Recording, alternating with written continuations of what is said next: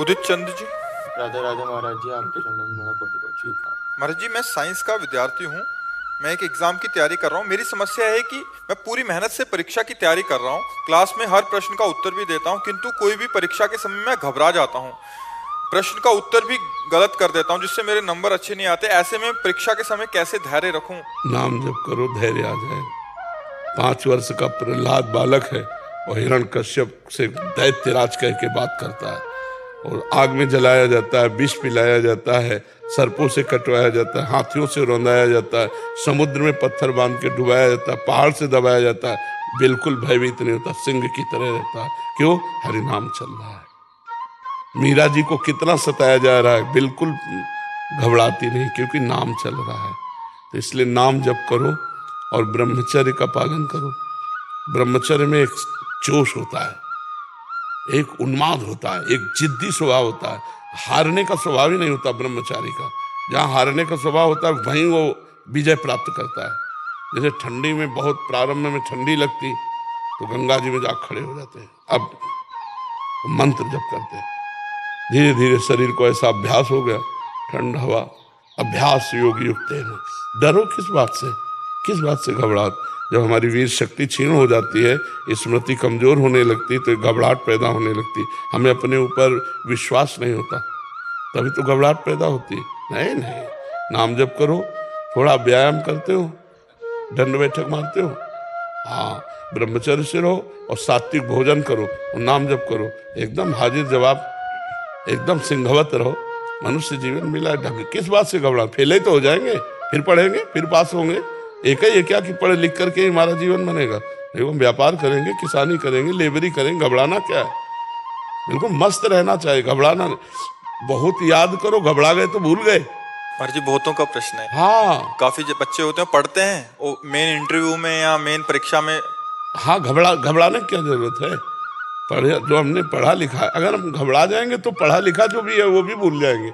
इसलिए घबराने और इससे रोकने के लिए नाम जप की जरूरत है, ब्रह्मचर्य की जरूरत है, सात्विक आहार की जरूरत है, और अपने को स्वभाव को बदलने की जरूरत है। लूज स्वभाव नहीं रखना, एकदम कट्टरता से उत्तर देना। जितना आता है उतना उत्तर दिया, फेल हो गए, कोई बात नहीं, आगे फिर पढ़ेंगे। महाराज जी, उसमें दो कारण बच्चे बताते हैं। वो कहते हैं कि एक तो 1 साल पूरी परीक्षा के लिए तैयारी की, दूसरा माता पिता का 1 साल पैसे लगे और फिर फेल हो गए, और समाज का और माता पिता। कुछ नहीं सोचना चाहिए, कुछ नहीं सोचना चाहिए। समाज क्या समझे?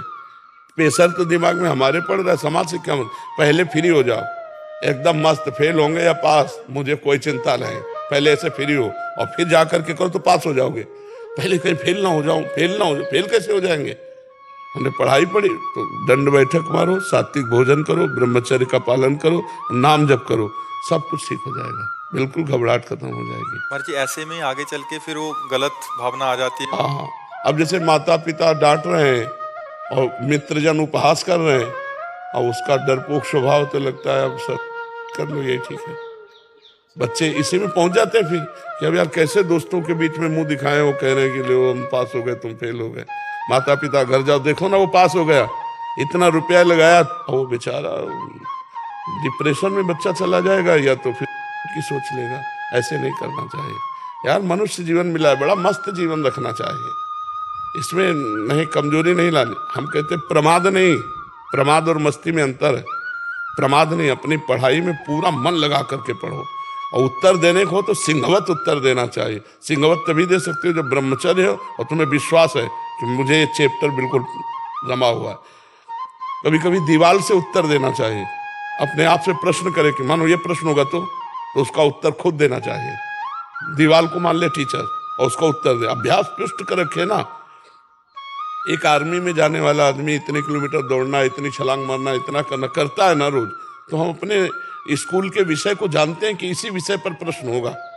ऐसा तो है नहीं कि प्रश्न आप जिस क्लास में पढ़ रहे हैं उससे आगे वाले क्लास का आवे, उसी क्लास का आएगा, उसी जो अध्ययन कराया गया है उसी में आएगा। तो हम तैयार रखें, इतना मोटा ग्रंथ हो तो भी हम तैयार रखेंगे।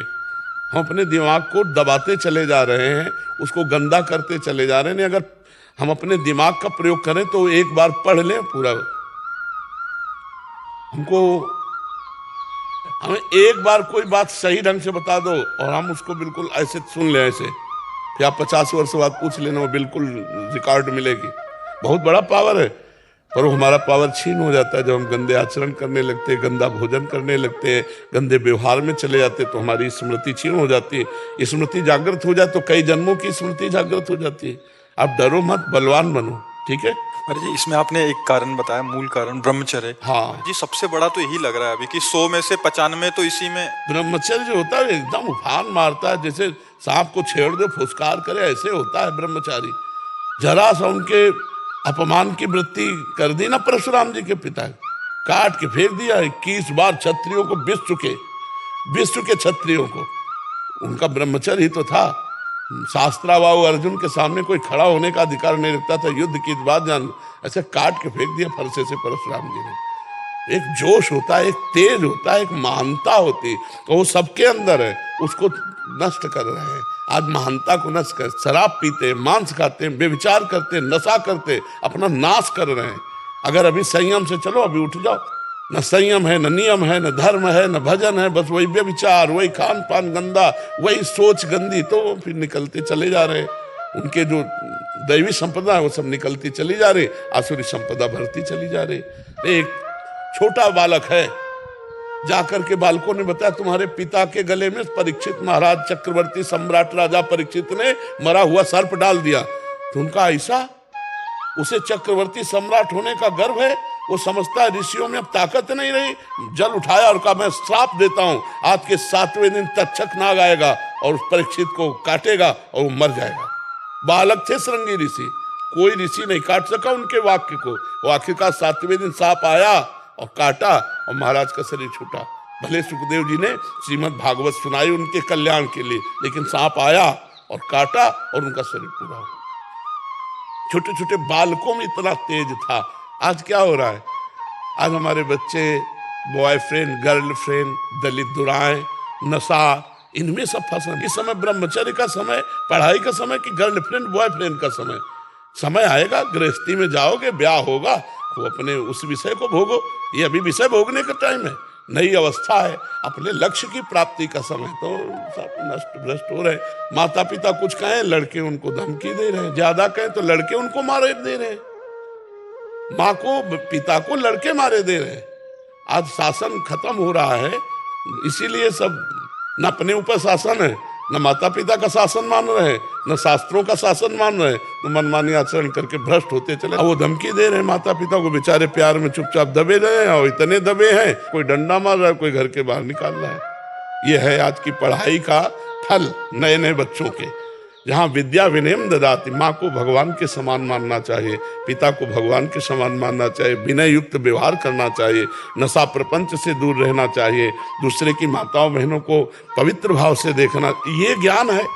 तो अज्ञान की धूम मच रही है। अगर कोई दूसरे की बच्ची को छेड़ रहा है तो वीडियो बना सकते हैं, लेकिन बचा नहीं सकते। आज का समय ऐसा, प्राण चाहे निकल जाए, कूद पड़ना चाहे। भेड़िए की तरह तुम्हारा स्वभाव हो गया है।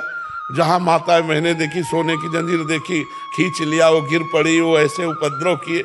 न कोई शास्त्र शासन मान रहा है, न अपनी इंद्रियों पर शासन कर रहा है, न माता पिता का। अच्छा, माता पिता भी एक सीमा तक डांट सकते हैं, अब बच्चे सयाने हो गए, क्या डांटे? तो हमें खुद संभलना होगा, हमें खुद अपने मन और इंद्रियों पर शासन करना होगा। तो आप लोग जैसे नए बच्चे हो, अच्छे आचरण वाले बनो, डरने की जरूरत नहीं है। गंदे कामों से डरो, बुरे आचरणों से डरो, अच्छे आचरण वाले बनो। मर्जी, एक और बात आपके संज्ञान में, मर्जी 10वीं 12वीं तक तो बच्चे माता पिता के शासन में रहते हैं, घर में रहते हैं। उसके बाद किसी कंपटीशन की तैयारी के लिए या इंजीनियरिंग या किसी भी आगे ग्रेजुएशन के लिए बाहर चले जाते हैं। वहां जाके उनका जो कुसंग होता है महाराज जी, ज्यादातर वहां सिगरेट पीना सीख जाते हैं, वहां नशा करना सीख जाते हैं, वहां ऐसे बच्चों का संग होता है कि वो बिगड़ते बिगड़ते गर्लफ्रेंड बॉयफ्रेंड और ऐसे वातावरण में चले जाते हैं। फिर उनका पतन महाराज जी हो जाता है। वो मतलब अपने रिलैक्स करने के लिए सिगरेट, दोस्तों के साथ संग, और ऐसा हो जाता है महाराज जी। वहां से उनका बिगड़ना बहुत बड़े स्तर पे, आज 80% 90% वहां से बिगड़ना शुरू होता है महाराज जी। 10वीं 12वीं तक तो फिर भी शासन में रहते हैं, फिर भी उसके बाद ज्यादा इनका। हमको तो ऐसा लगता है कि हमको खुद अपने जीवन को बचाना पड़ेगा। हमें कोई बचा सके ऐसी आशा मत रखो। अगर आप अपने को बचाना चाहोगे तो कहीं भी जाओ, आपको कोई नहीं गिरा सकता। और जब आप गिरना चाहोगे तो कहीं जाओ चाहे ना जाओ, आप अपने आप गिर जाओगे। अपने को मजबूत रखना, कोई नशा नहीं करना, और ये गर्लफ्रेंड बॉयफ्रेंड वाला जहर वाला भावना है तो बहुत बढ़िया रहेगा। अब अभी नए नए बच्चे पढ़ाई में मन लगाओगे, गर्लफ्रेंड में मन लगाओगे? अरे जब दुल्हन आ जाए तो खूब मन लगाओ, नौकरी करो, और दुल्हन लड़का बच्चा हो, गृहस्थी में तो सब है ही है, तो थोड़ा 20-25 तक तो थोड़ा अच्छे बन जाओ, इसके बाद गृहस्थी में चले जाना, क्या परेशानी। अब अभी 13-14 के हैं, 18-15 के हैं, गर्लफ्रेंड बोले 2 गर्लफ्रेंड बोले 3 गर्लफ्रेंड। हालांकि हमारे ऑस्ट्रेलिया में करीब 50 परिवार हैं, क्योंकि आप लोग का प्रोग्राम देखते हैं, सबके पास सब कुछ है, बच्चे हैं, बहुत पढ़े लिखे हैं, बहुत अच्छे पदों पे हैं, बिजनेस है, हर चीज है।